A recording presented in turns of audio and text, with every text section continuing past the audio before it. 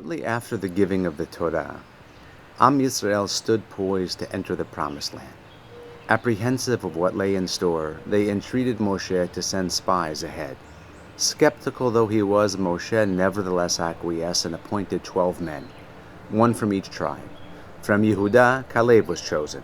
Although righteous and well-intended at the outset, the spies ultimately sinned and chose to deliver a negative report. Only two, Caleb and Yehoshua, remained loyal to their mission.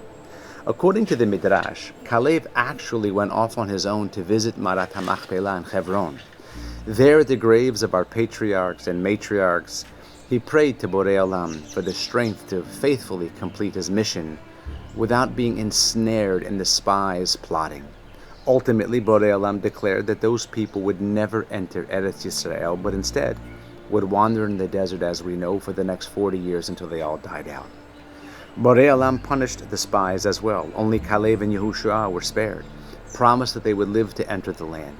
Caleb was also gifted the entire surrounding city of Hebron as an inheritance, all in the merit of their tefillah.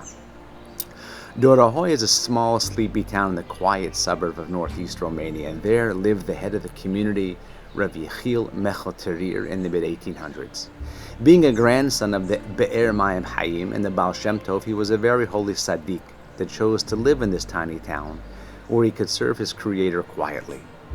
At the time, a boy of about 16 living in Dorohoi was suddenly afflicted with excruciating pain in his feet, but not a normal pain, rather one that prevented him from walking without intolerable suffering. The pain ultimately consumed him to the point where he was bedridden in agony. He had met with various doctors, he took multiple medications, ingested herbs, all without mitigation. Ultimately, despite the excruciating torment, he made the decision to visit the Rav of the town, Rav Yechiel Mechel, to seek sagacious advice and, of course, his blessing. Through his copious tears, he detailed the situation to the Rav and how painful it had been to make the journey. Upon his leave, the boy felt somewhat encouraged, yet ultimately the remedy didn't come. Days turned into weeks, and sadly, Rabbi Yechiel passed away, plunging the entire town of Dorohoi into mourning, and amongst those in sorrow, both emotionally and physically, was this young boy, of course. Disappointed that the beracha wasn't chal, and in fact, his condition went the other way. It actually worsened. A couple weeks later, the boy found himself in shul, and the pain had flared to such an insufferable level he screamed out, "Soul from the world of truth, if you will bring me a remedy for my Yeshua, I will learn 40 chapters of Mishnayot for your merit." He was sincere and despondent. Exhausted and downcast from his pain and tears, he fell into a slumber. In his dream, he was standing in the large Bet Midrash of Dorohoi, and there on the eastern side he saw the Rav, Rabbi Yechiel, sitting wrapped in talet and tefillin.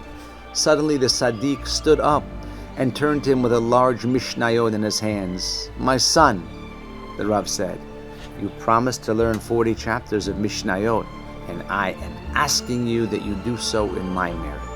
From this point onwards, they are mine, and as a sign of truth to our agreement, when you awake, your legs will be healed and you will be pain-free.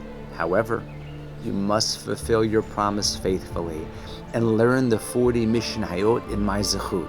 Suddenly, the boy awoke, drenched in sweat, with the dream vivid in his mind's eye, the visage of the Rav's appearance from on high clearly in his head. Trembling, he reached out to touch his legs, then his feet, checking for pain. Incredulously, there was no trace of it. It was gone, miraculously gone forever. The young boy, of course, went on to fulfill his promise and completed the 40 Mishnayot. Rav Asher Kowalski heard this story from the Dadvona Rebbe, who in turn heard it from none other than the boy himself, Mendel Schechter. We as Am Yisrael clearly understand that there is no segula like the study of Torah, and the study of Mishnah is the ultimate segula, both for those in the world as well as for those who have departed this world. The Ben Ish Chai testified twice in his Sifarim that his grandmother would rise early in the morning daily to read 18 parak of Mishnayot. Subject to your location, plausibly a week doesn't pass without seeing a text or hearing about the loss of a member of Am Yisrael. Do we react appropriately? Do we pause with introspection, say a parak of Tehillim, or is it Has v'Shalom, a part of the morning routine as we continue to swipe forward? As evidenced in Dorohoi, a paragraph of Mishnayot on average is merely a few sentences, yet likely without exception one of the most powerful tools at our disposal, breaking barriers to bridge a connection from the temporal to the eternal. It is as though we are sending a FedEx package brimming with precious diamonds to those who reside in the heavenly realms. It is with these very Mishnayot that we illuminate their nishamot, creating a radiant legacy that transcends time and space, forever sparkling as a testament to our enduring love and reverence. Shabbat Shalom.